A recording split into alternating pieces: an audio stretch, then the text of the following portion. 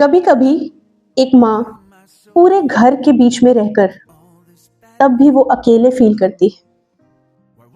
बच्चे के आने के बाद घर में खुशी होती है, एक्साइटमेंट का माहौल होता है, लेकिन उसी घर के एक कोने में एक मदर कभी कभी साइलेंटली एक इमोशनल स्ट्रगल से गुजर रही होती है। हेलो एवरीवन, आज मेरे इस पॉडकास्ट में हम बात करेंगे पोस्ट पार्टम लोनलीनेस की। पोस्ट पार्टम लोनलीनेस, जिसके बारे में शायद बहुत कम बात हुई है, एक ऐसी फीलिंग है जिसको समझना या जिसको रिलेट कर पाना थोड़ा सा मुश्किल हो सकता है। तो अगर मैं बात करूं एक न्यू मदर की, राइट, ऑफ कोर्स मैंने अपने इंट्रोडक्शन में अपनी स्टोरी के टाइम बात की है कि कितनी सारी चीज़ें होती है जो चेंज होती है। तो डिलीवरी के बाद जो एक वुमन होती है, उसका हस्बैंड होता है, उसकी फैमिली होती है, सबकी पूरी लाइफ बदल जाती है, चेंज हो जाती है। नोट करना है, उसकी बॉडी में तो चेंजेस होते ही हैं, उसका रूटीन चेंज होता है, उसके स्लीप पैटर्न्स बच्चे के अकॉर्डिंग चेंज होते हैं, एंड ऑनेस्टली उसकी पूरी आइडेंटिटी चेंज हो जाती है। पर ये सब चीज़ें जो हो रही हैं, ठीक है, इन सब के बीच में उसका पहला फोकस किस पे? अपने बेबी के ऊपर, अपने बच्चे के ऊपर भी। क्या बच्चे ने खाना, क्या उसको मैंने फीड कर दिया, क्या ये ले रहा है, इसको एडजस्ट कैसे करूँ, इसको कैसे पकड़ूँ, इसको कैसे सुलाऊँ, क्या ये सो रहा है, क्या मेरा बच्चा हेल्दी है।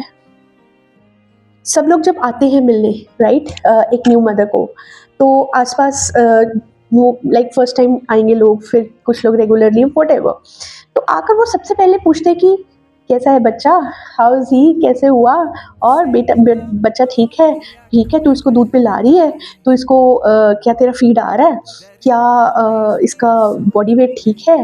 पहली पहली बार में ज़्यादातर लोग बच्चे के बारे में पूछते हैं। कभी कभार होता है कि जो बहुत ही आसपास कोई क्लोज फ्रेंड होगा या होगी, राइट, कोई बहुत क्लोज रिलेटिव होगा या होगी, तो वो पूछेगा कि यार तू ठीक है, यार अगर लाइक किसी का सी सेक्शन हुआ है तो तब ज़रूर पूछेगा यार तेरे स्टिचेस ठीक है, क्या तू हील कर रही है। But I think new new phase में या न्यू टाइम पे सिर्फ एक बारी या दो बारी कोई पूछेगा मदर के बारे में, उसके बाद तो ज़्यादातर लोग सिर्फ बच्चे को देखते हैं और बच्चे को बड़ा होते हुए देखते हैं और उसको कैसे हैंडल कर रही है एक मदर, ये देखते हैं।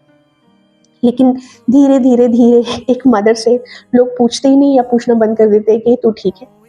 और टू बी ऑनेस्ट, एक मदर भी ज़्यादा इसके बारे में डिस्कस नहीं करती। So this is what I am talking about. This is called the post partum loneliness. अब लोग कहेंगे कि यार नए नए वर्ड्स लेकर आ जाते हैं लेकिन एक इमोशनल रिफ्लेक्शन की ज़रूरत है इस चीज़ के ऊपर। और जब मैं ये लोनलीनेस की बात कर रही हूँ तो वो फिजिकल लोनलीनेस नहीं है। कई बार फिजिकली अकेली भी रहती है मदर, खुद भी हैंडल करती है अपने बच्चे को, बट मोस्टली ये पोस्टमार्टम लोनलीनेस फिजिकली नहीं आती।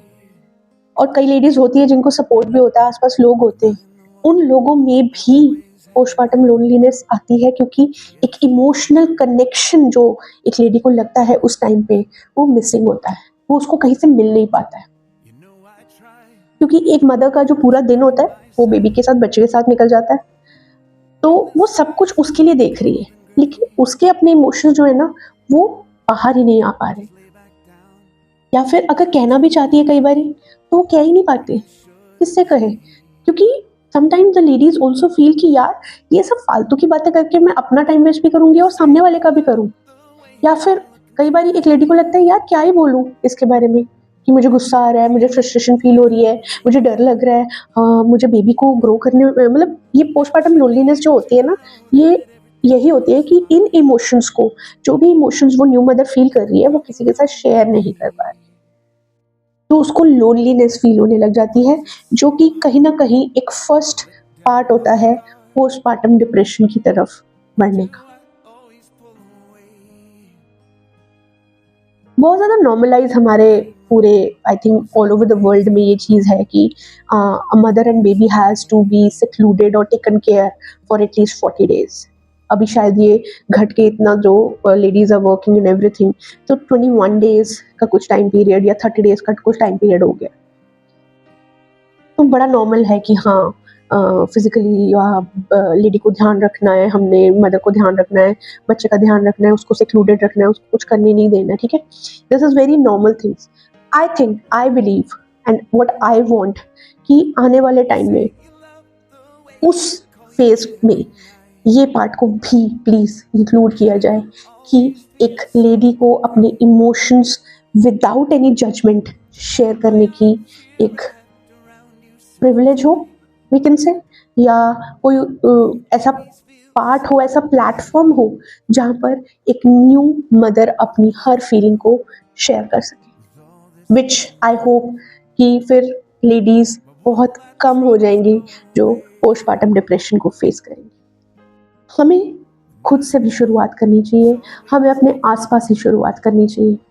सो एवरीवन, मैं अपने इस आज के टॉपिक को यहीं पे ख़त्म करना चाहूँगी by requesting you all who are watching this video, अगर आपके आसपास कोई न्यू मदर है तो सिर्फ अगर आपको एक दिन भी किसी मदर की टेक केयर के लिए मिलता है तो बेबी को ही नहीं, एक मदर को भी पूछिए कि क्या वो ठीक है। एक सिंपल सा मैसेज या एक सिंपल सा क्वेश्चन, तुम कैसी हो यार, किसी भी मदर के लिए बहुत बड़ा इमोशनल सपोर्ट साबित हो सकता है। Let's start normalising talking with new mothers and listening to them and their emotions. Thank you. Thank you everyone for joining for this video and watching this video and making my podcast slowly quite acceptable. Thank you. Bye. Bye everyone.